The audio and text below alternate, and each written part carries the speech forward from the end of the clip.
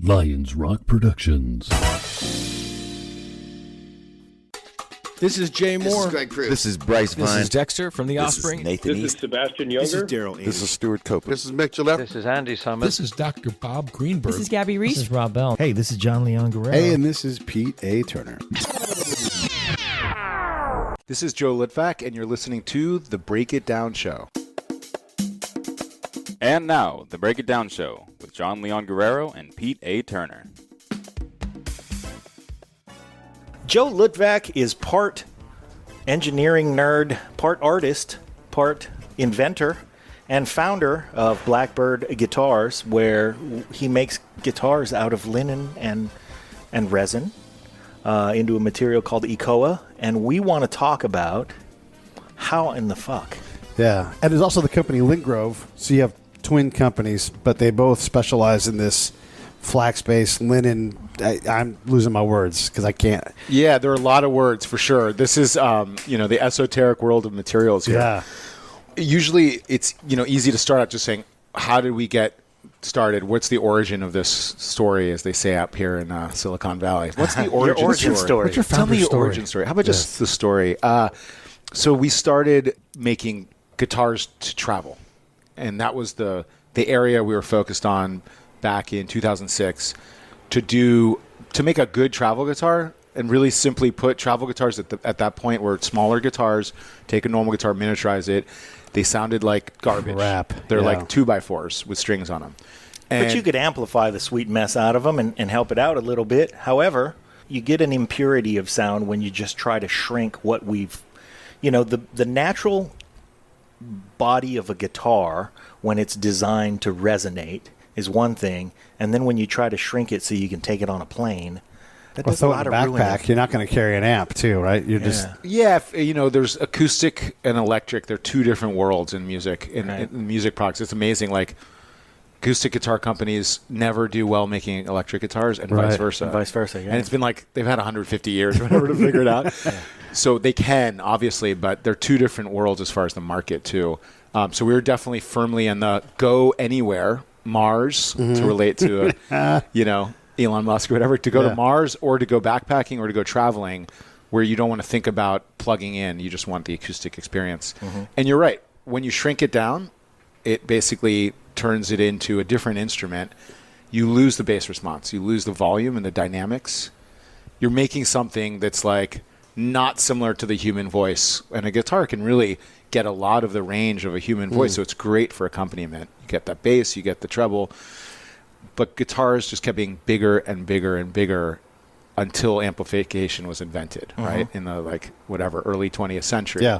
And at the point, sort of they got big enough to be able to entertain people at the jute joints, etc. They became dreadnoughts, and they're so big that most people don't fit around a dreadnought really well. So instead of figuring out a way to make more sound of a smaller body, they just made a bigger guitar. So we went back to the drawing board, say, okay, how do we shrink a guitar into travel size again? They used to be smaller. Maybe we can learn from the ancients, so to speak, and add some new tech. And so before we talk about that, you took us around the factory and we went for a tour with you, and you were total material nerd. I mean, your mission started with making a guitar, but you wouldn't know that in the midst of that tour, except that it was about guitars because of your depth of knowledge about the composition of the material. And it forced you to get there, didn't it? Yeah, this became a material story pretty early on. So I started at Ferrari in materials, and so I learned about composites, not like I was designing the F1 cars, but just exposed to that material and that construction. They're using carbon fiber. Mm-hmm. And so our first breakthrough was, well, how do we make a smaller guitar that has a bigger voice? Well, why don't we use every last inch of it? So we made the neck hollow and designed the body in one piece, just like an F1 car is designed. It's not separate pieces. And so the whole instrument resonates together in unison, and it makes a louder instrument. Well, there are not a lot of materials you can make a hollow neck with. Right. And it'll so stand up to the... You can't dug out a canoe version of wood and expect it to hold up. Right. Yeah. So our mini guitar was made out of carbon so the neck could be rigid enough. And it was great that it was stable because carbon can go anywhere and doesn't get affected by temperature, humidity, Right. and the stuff that wrecks wooden guitars. A lot of acoustic guitarists have had a guitar implode on them Wow. because the nicer the guitar, the lighter build is, the easier it is to break. And The you more go, frail. Yeah. Yeah, go from here 50 miles east and the weather changes. Yeah. And the it just cracks. It's like, Yeah. what a nightmare, You have to actually turn your guitar case into a humidor, depending on where you're at. Yeah. Exactly. Yep. That's a good place to store your cigars anyway. A lot of our listeners who aren't guitar players are not maybe going to think of the fact that when you put 6 strings on something and then tension those 6 strings, it puts a tremendous amount of pressure on that neck. And that neck really does have to stand up. It's not just that it's standing up to a guy who's going to run across the stage, like Angus, and whip the guitar around or anything like that. The constant strain of that instrument is from the fact that there are strings under pressure that create a strain on that guitar. So the fact that you're hollowing out the neck, I want to call back to an episode that we did with Dr. Bob Greenberg where he talked about Beethoven composing for piano, and he was composing using notes and chords that didn't exist on the harpsichord because he knew that someday we were going to invent something that had the capacity to have all those voices. And so he wrote for it anyway, even though it didn't exist at the time. So do you see the instrument that you've created maybe going in a direction where we create new stringed instruments because we have new capabilities? Well, I'd like to think we've gotten somewhere along that way already because we've created a professional travel guitar. First and foremost, that's what we first solved. Yeah. So that's expanding the context where people can play like a musical instrument, let's say an acoustic guitar that has that full range. And that makes a huge difference because then they actually bring it with them. It creates connections culturally. I have amazing stories of people going anywhere you can imagine. We had 5 instruments in Antarctica at the same time. Wow. And cultural exchange going to, somewhere in South Asia on the border of Burma and et cetera, and reaching out to people on a musical level, even if they can't communicate. Right. And Because any player of a stringed instrument is going to hear a Blackbird guitar and go, what's going on here? Yes, or look at it even. Back in the day, it was so unique looking with a carbon shape and the lute-esque. So we really changed the design to make it sound better. Right. And so we got rid of all of tradition and said, we're not worried about the shape being traditional. We're not worried about the material or even how we use it, one-piece design. Right. Change everything with the sole purpose of making a better sounding small body instrument. That was kind of a new idea. There's more that can be done. We're just scratching the surface, like you were saying. Amazing. I think the other thing relating to kind of everyone is most people have tried to play an acoustic guitar. Even if they're not like, I'm going to learn to play it. I've just picked it up and strummed it. And one of the takeaways often of the flat top acoustic, an American steel string guitar, is it's usually really hard to play. And the reason is because it's made out of wood. And unless you get like a new guitar or a really high quality, recently set up guitar, the strings are moving further and further away from the neck every month that passes. Yeah. Because the wood is changing. Yeah. And so what we're endeavoring to do is have a new relationship with the music, with an acoustic instrument where you don't have to worry about it moving and don't worry about it getting harder and harder to play. We shouldn't have to bleed to play guitar. And I feel like a lot of people would be playing guitar today if they started out on a very easy to play instrument. Absolutely. No bleeding. Telecaster, and I have a very nice, like mid-range, but like nice dreadnought from Martin. And that Martin, when you go to play lower on the fretboard, it's prohibitive. Right. My guitar's old enough. It's been to the desert. It's been here. But my Telecaster, it's always just a little tap, tap, tap. It's so much more fun to play. If I want to get tired and have my fingers ache, then I play the acoustic. Right. Totally And who true. wants that? I don't. I don't play it very much That's because the of that. thing, yeah. And the travel between the weather environments has taken a lot of the life out of that guitar. Yep. So it's amazingly refreshing that you are such a guitar purist and you really have the sincere concern for the instrument and the players of the instrument. And then you approach the material, much like Ferrari and the traditions there. but I want our listeners to really understand just how much of a guitar nerd you are. So when we first got here, you talked about spruce. Tell us why spruce is so important. Yeah, so backing up real quick, so when we jumped into this tribal guitar problem initially 10 years ago, made the rider guitar, we chose carbon fiber for the reasons I mentioned. Make it stiff enough to make a one-piece hollow neck design. And we made the soundboards carbon fiber because we want it to be stable. Other than carbon, the only other material that people use is wood, and not just any wood, but old growth wood. And that goes for the neck, for the body, and for the soundboard. Right. And not just old growth wood, but I'm going to take it even further. Old growth rainforest wood. Like, could you find a worse material to be cutting down? No. Right. And that's not even, it's not about ideology. There's almost none of it left. A more scarce material. Yeah, to be it's cutting scarce, exactly. So there's actually a huge need in the music industry for something for the future generations. Yeah. And we're lacking that. Now, why old growth wood? Back to your question. So spruce is used for the soundboard or the top where the strings get attached. And it's essentially like the skin on a drum head or the drum head on a hand drum. It's like that skin. Most of the sound comes out of that soundboard. That's how a guitar works.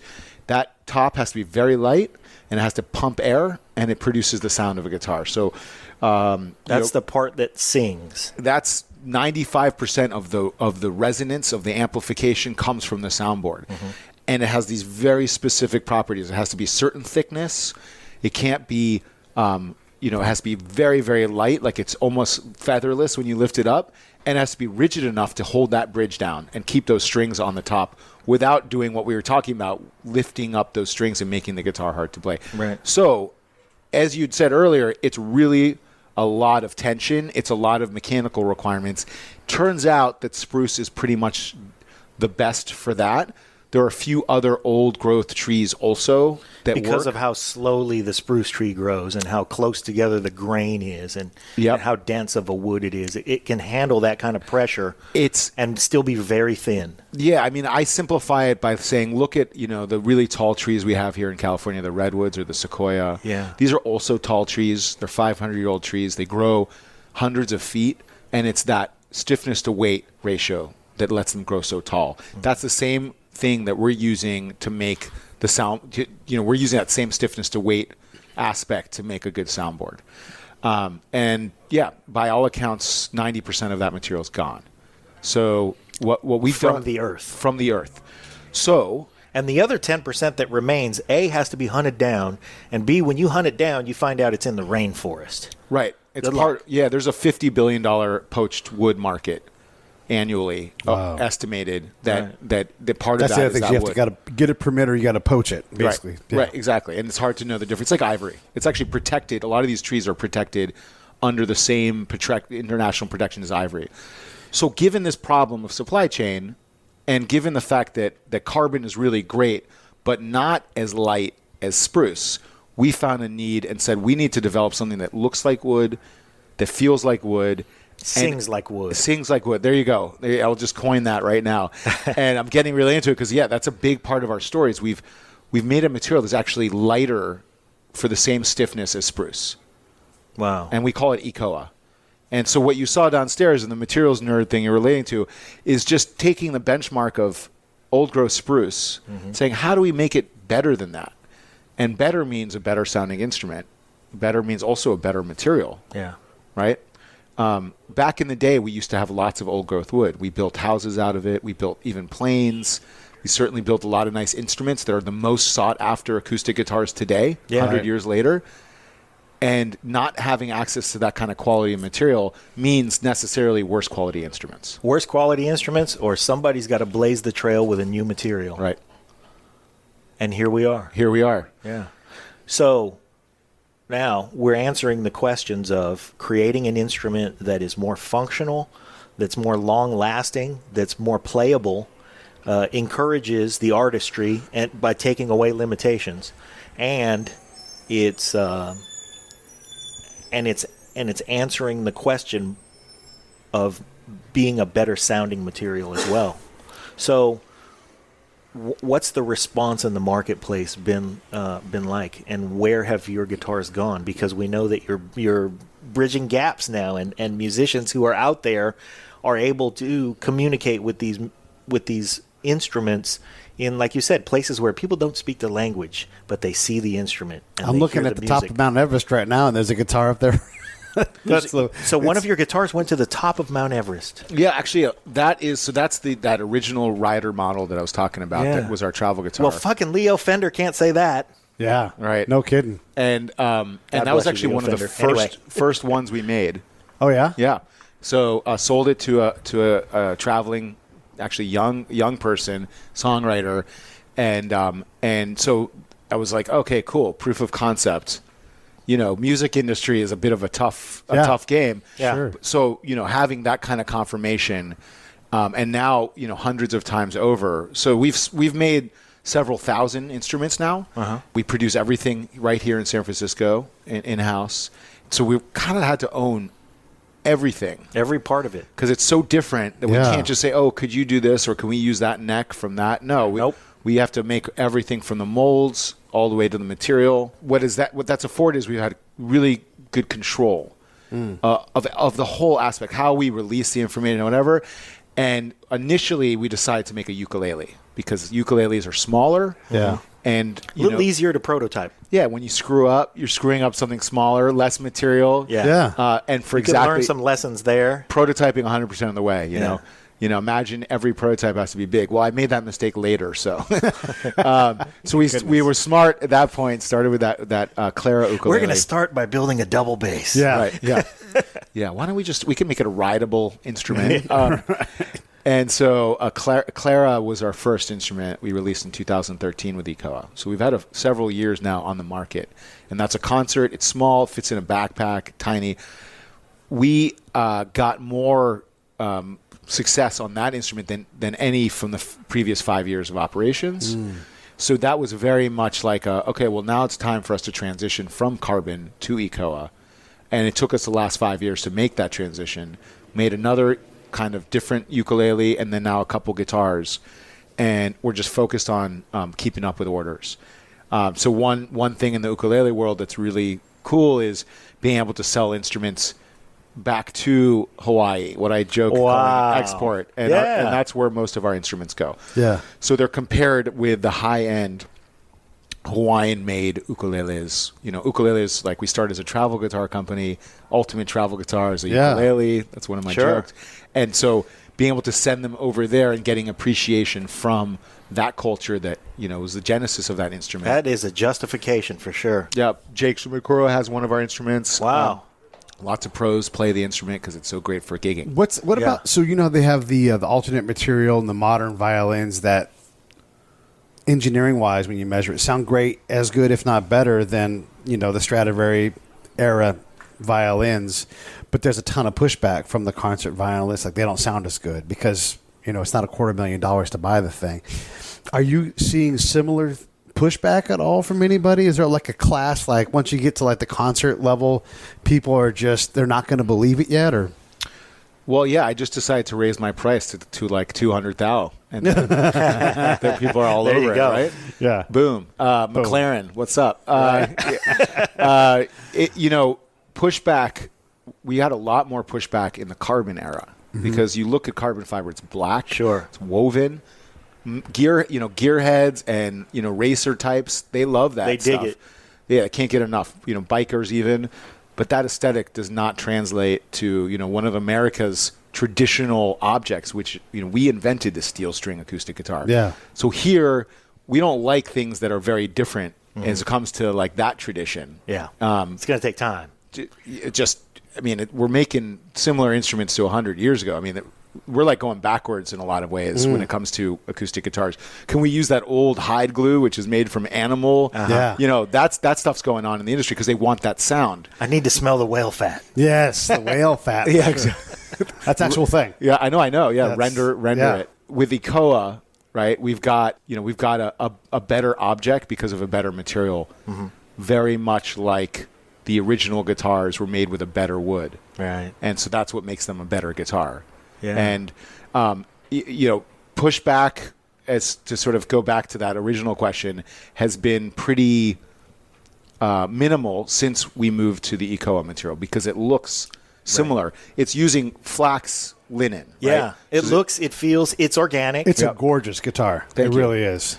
And, you know, it is beautiful. Carpenters look at it and be like, "What kind of wood is that?" You know? Yeah, and it's made from natural fiber, so it's essentially like we took the components of wood, fiber and resin, and made a better fiber using flax and a better resin using bio-based materials.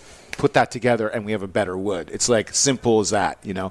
That is a beautiful way to explain that because it really brings things into clear focus. You have the purity of the mission, which was to create a guitar that would lessen limitation, and then you have the purity of method because you've essentially synthesized wood for all the right reasons. Terrific. Highest grade wood that's hard to get and protected. And you've allowed that wood to remain protected. And then, you say that like the product is carbon neutral or carbon negative. I should have said part conservationalist in the beginning. But I mean, that is nerd. Yeah. Conservationist nerd, activist. But that is a big piece. That's one of the reasons why I want to talk to you because there are people like you that are looking at these things like, okay, the world's heating up. Believe it, don't believe it, whatever. But we can do a better job being stewards, whatever you believe. And here you are using. What I see like largely is like a very simple base product. And a lot of times, from what I understood from the Popping the Bubble episode, like a waste product in a lot of times where this is something that's just going to get turned into biomass and put back in the field to re-enrich a soil or something, right? Exactly, yeah. So we're marching towards closed loop. So that means getting the fiber from either a virgin or a recycled source.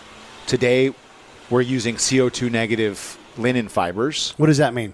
So that means in the whole process from the genesis of the plant, from the planting, I mean, put it in simple terms, from planting the frickin' seed all the way to the final fiber, the whole process is CO2 negative. I mean, just so... Because your photosynthesis, you're actually, through that photosynthesis process, the plant is sequestering carbon.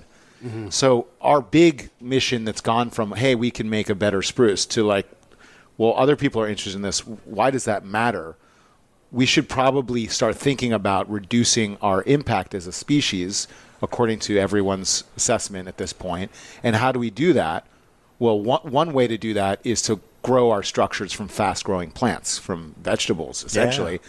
And so instead of extracting high-energy materials like metals and concrete and cutting down trees, which are really good sequestration of CO2 and a big problem when it comes to global carbon emissions, we use fast-growing plants, which will actually reduce our global warming potential, as they call it.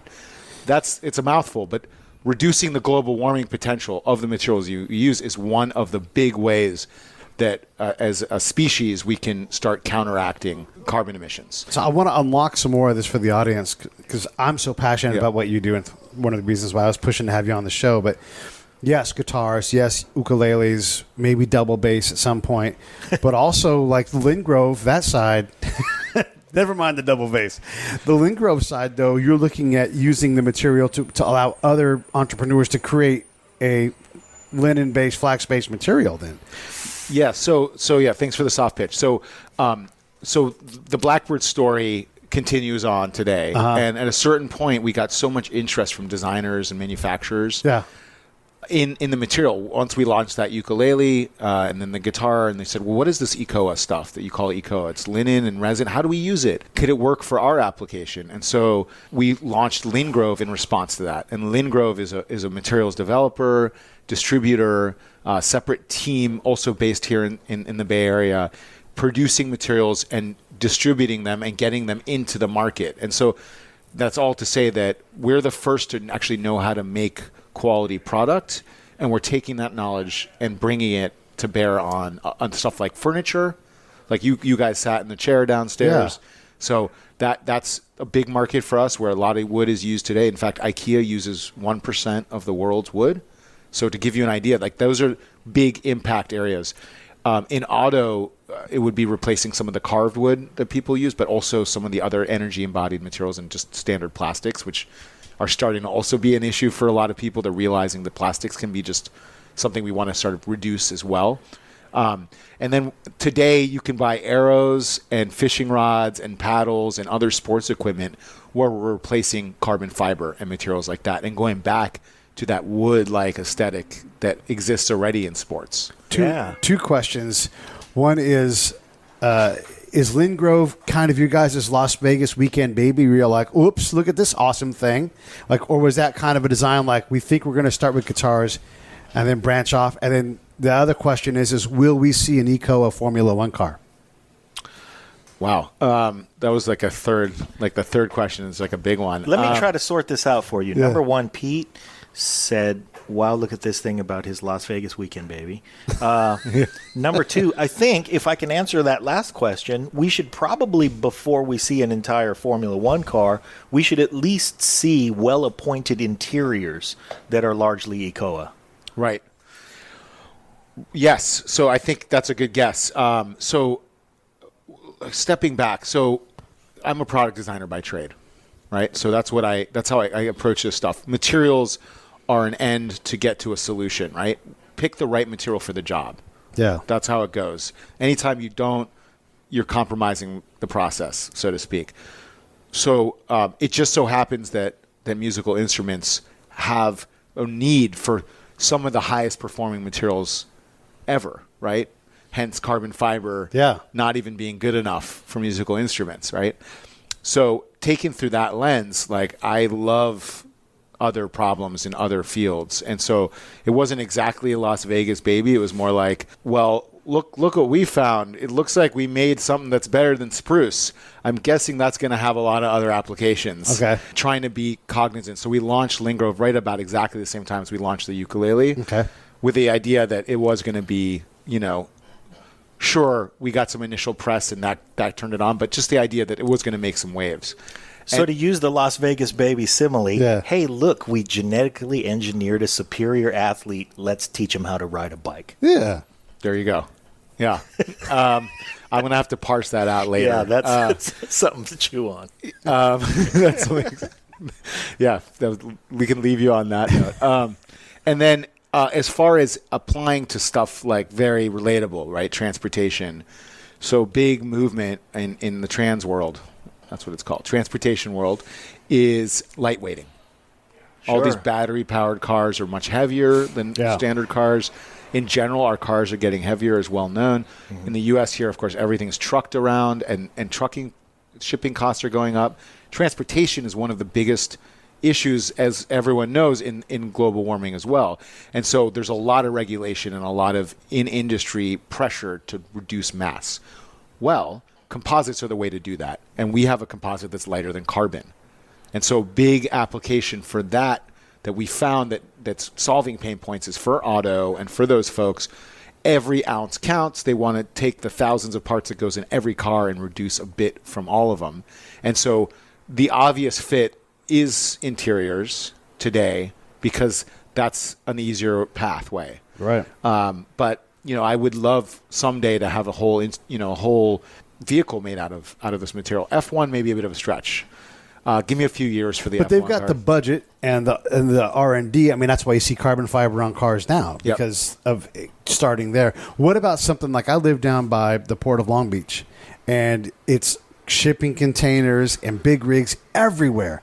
If you could change 10% of that weight by being the platform, or like the structure that holds the container itself, all of that stuff, is it? Yeah, the skin or the floor or the Right, or like just like the erector set thing that goes underneath the container. So the container's Ekoa, and then the trailer part of the truck was Ekoa. Is it cost prohibitive to designs? Because you guys hand make the guitars. I mean, in terms of like placing all the pieces, but could you vacuum? Yeah, mass produce. Yeah. So what we do on the Blackbird does on the guitar side is much more of a craft aerospace approach. Mm-hmm. What auto uses is mass production, right? And so a lot of the orientation of what we're doing at Lingrove is fitting the product to mass production. Okay, that's how we grow usage. That's the philosophical difference between the two companies. Pretty much, yeah. I mean, one is Lingrove is like 100% focused on scaling up usage of natural fibers in lieu of worse materials. Worse for the user because it's heavier and not as durable, and worse for the environment. And so we just need to get like the customer to want to buy the thing.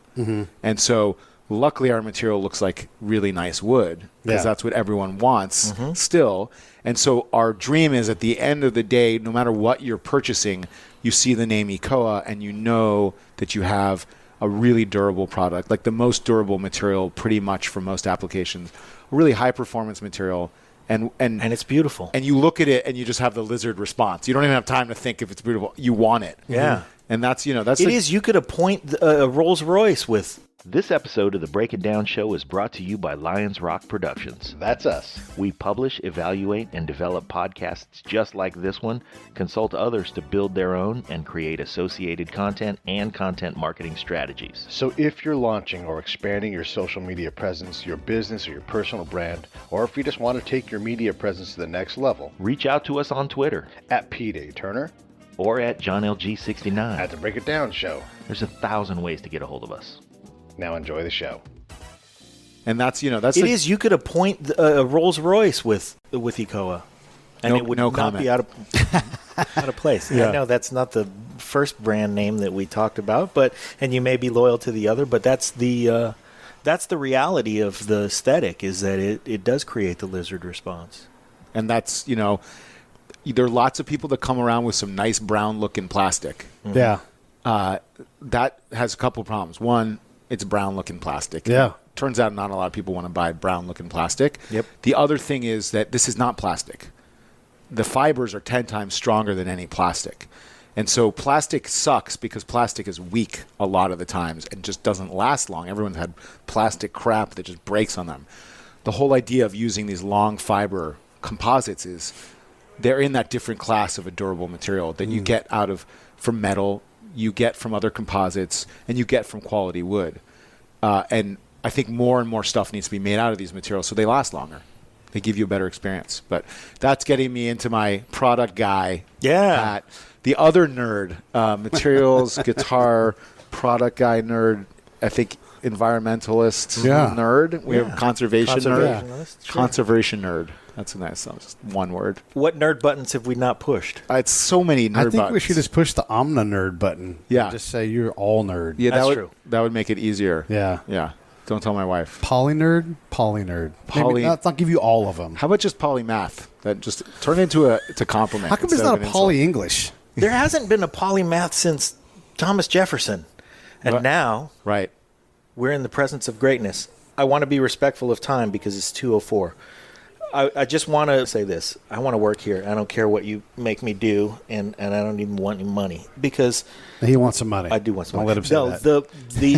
The thing is, every day I feel like every day that this operation exists, musicians are enriched, and the earth gets to go, thank God. So, whatever it is you're doing here, we need to spread it. Are you going to play that guitar for us? Well, I mean, I have to do my part, right? Yeah, you got to do your part. Okay, let's see if I'm going to mic it with Yeah. the lav here.